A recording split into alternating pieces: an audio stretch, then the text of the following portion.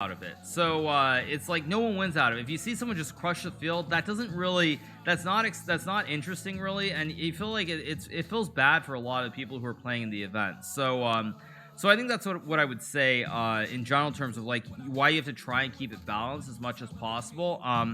The other thing that I would say though in terms of matches, obviously Rainn Wilson I mean he's just a much stronger player than Michelle Kare. He's about like 1350, she's about like 600. So you know what happened in the match, like I understand that you know you want people to feel good about their play and enjoy the event, so I understand what happened.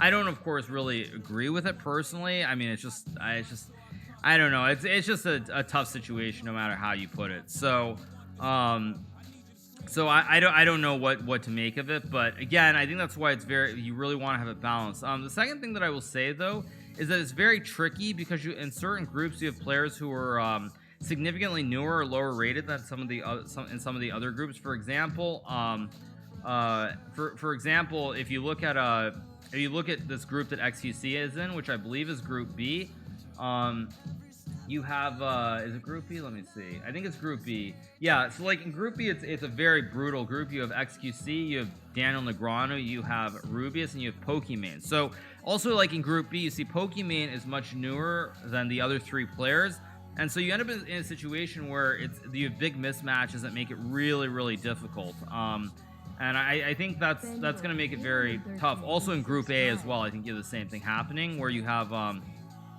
like Group A, you have like Benji Fishy, you have Sardosh, you have Nico and Myth, and I think again you have Myth, who is much newer to the game versus the other three players. So there can be mismatches, which is what I would say. I should show chess.com's tweet about Rainn Wilson. To be clear, I'm not saying Rainn Wilson is going to win the whole event.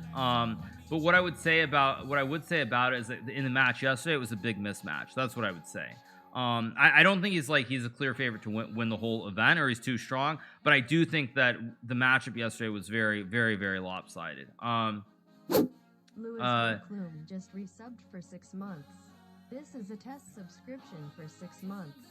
Thank you to Lewis Workman. Also, for those of you who are saying that I looked angry or something, the last couple of days, like it's very tiring. I'm streaming a long time before the matches, and usually by the end of the day, I'm actually also just very tired towards the end of the broadcast. So you guys are reading way too much into it, honestly. I didn't really love it. But yeah.